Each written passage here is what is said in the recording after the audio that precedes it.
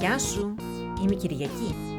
Σε αυτό το βίντεο θα αναφερθώ στο τι είναι εγγεγραμμένο και τι εγγράψιμο τετράπλευρο σε έναν κύκλο, ποιες οι ιδιότητες του και με βάση ποια κριτήρια μπορώ να αποδείξω ότι ένα τετράπλευρο είναι εγγράψιμο σε κύκλο. Ξεκινάω με το τι είναι εγγεγραμμένο τετράπλευρο σε έναν κύκλο. Ένα τετράπλευρο λέγεται εγγεγραμμένο σε κύκλο αν οι κορυφές του είναι σημεία του κύκλου. Στο συγκεκριμένο παράδειγμα βλέπουμε ότι τα σημεία α, β, γ και δ είναι σημεία του κύκλου. Άρα το τετράπλευρο α, β, γ, δ είναι εγγεγραμμένο στον κύκλο, ο οποίος κιόλας ονομάζεται περιγεγραμμένος κύκλος του τετραπλεύρου α, β, γ, δ. Συνεχίζω με το ποιες είναι οι ιδιότητες ενός εγγεγραμμένου τετραπλεύρου σε έναν κύκλο. Η πρώτη ιδιότητα είναι ότι οι απέναντι γωνίες του είναι παραπληρωματικές.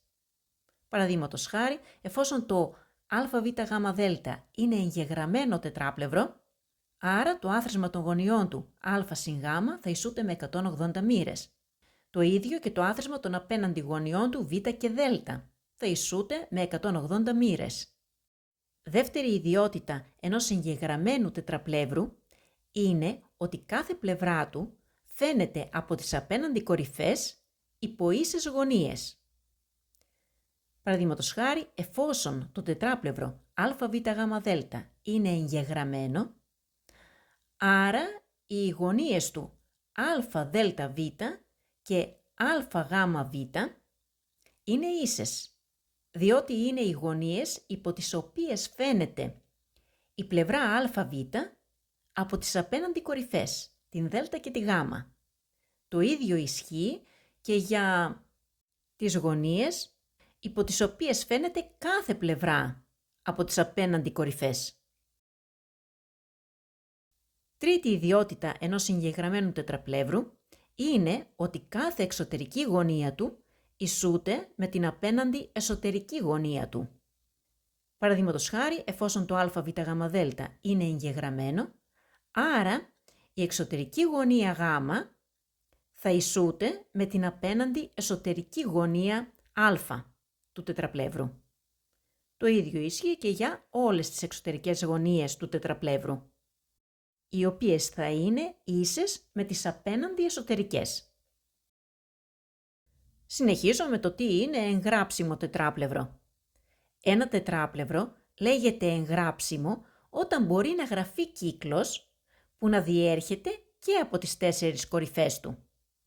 Παραδείγματος χάρη, το τετράπλευρο α, β, γ, δ είναι εγγράψιμο διότι υπάρχει ένας κύκλος που να διέρχεται και από τις 4 κορυφές του. Στη συνέχεια περνάω στα κριτήρια με τα οποία μπορώ να αποδείξω ότι ένα τετράπλευρο είναι εγγράψιμο σε κύκλο. Το πρώτο κριτήριο είναι να τσεκάρω αν οι δύο απέναντι γωνίες του είναι παραπληρωματικές. Παραδείγματος χάρη, έχω το τετράπλευρο α, β, γ, δ και βλέπω ότι το άθροισμα των απέναντι γωνιών του α και γ είναι ίσο με 180 μοίρες. Άρα βγάζω το συμπέρασμα ότι το α, β, γ, δ είναι εγγράψιμο σε κύκλο. Ένα δεύτερο κριτήριο για να αποδείξω ότι ένα τετράπλευρο είναι εγγράψιμο σε κύκλο είναι μία πλευρά του να φαίνεται από τις απέναντι κορυφές υπό ίσες γωνίες. Παραδείγματος χάρη, στο τετράπλευρο α, β, γ, δ η πλευρά ΑΒ φαίνεται από τις απέναντι κορυφές δ και γ υπό ίσες γωνίες α, δ, β και α, γ, β. Άρα βγάζω το συμπέρασμα ότι το τετράπλευρο α, β, γ, δ είναι εγγράψιμο. Και ένα τρίτο κριτήριο, ώστε να είναι ένα τετράπλευρο εγγράψιμο σε κύκλο, είναι μία εξωτερική του γωνία να ισούται με την απέναντι εσωτερική γωνία του. Παραδείγματος χάρη, στο τετράπλευρο α, β, γ, δ βλέπουμε ότι η εξωτερική γωνία γ είναι ίση με την απέναντι εσωτερική γωνία α του τετραπλεύρου. Άρα βγάζω το συμπέρασμα ότι το αβγδ είναι εγγράψιμο σε κύκλο. Ας κάνω τώρα και μία σχετική άσκηση.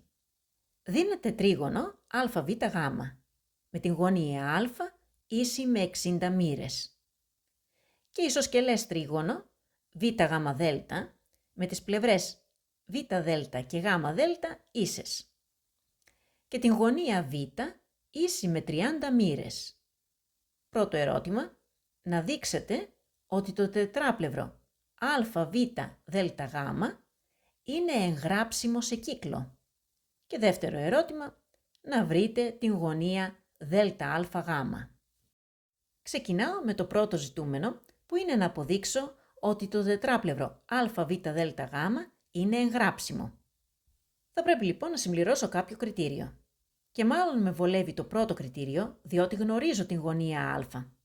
Έτσι και βρω και τη γωνία δ και αποδείξω ότι το άθροισμα των απέναντι γωνιών α και δ είναι ίσο με 180 μοίρες, τελείωσε. Έχω αποδείξει ότι το αβγδ είναι εγγράψιμο. Πάω λοιπόν να βρω τη γωνία δ. Εστιάζω στο τρίγωνο βγδ, το οποίο είναι ισοσκελές, με τις πλευρές βδ και γδ ίσες. Άρα και οι γωνίες της βάσης, γ και β, θα είναι ίσες μεταξύ τους. Άρα εφόσον η γωνία β είναι 30 μοίρες και η γωνία γ θα είναι 30 μοίρες.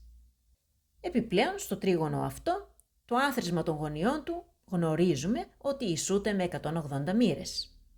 Άρα 30 συν 30 συν τη γωνία δ ισούται με 180 μοίρες. Άρα η γωνία δ ισούται με 180 μοίρες μείον 60 μοίρες, άρα η γωνία δ ισούται με 120 μοίρες. Βρήκαμε τη γωνία δ. Άρα τώρα, στο τετράπλευρο αβγδ έχουμε ότι οι γωνίες α και δ είναι απέναντι γωνίες. Επίσης έχουμε ότι το άθροισμά τους, α συν δ, ισούται με 60 συν 120 μοίρες, ισούται με 180 μοίρες. Άρα, από το πρώτο κριτήριο, βγάζουμε το συμπέρασμα ότι το αβγδ είναι εγγράψιμο σε κύκλο. Περνάω και στο δεύτερο ζητούμενο, που είναι να βρω την γωνία ΔΑΓ. Όπως απέδειξα, το τετράπλευρο αβγδ είναι εγγράψιμο. Άρα οι γωνίες ΔΑΓ και ΔΒΓ είναι ίσες μεταξύ τους, ως γωνίες υπό τις οποίες φαίνεται η πλευρά ΓΔ από τις απέναντι κορυφές α και β του τετραπλεύρου αβγδ. Άρα, εφόσον η γωνία ΔΒΓ είναι ίση με 30 μοίρες και η γωνία ΔΑΓ θα ισούται με 30 μοίρες.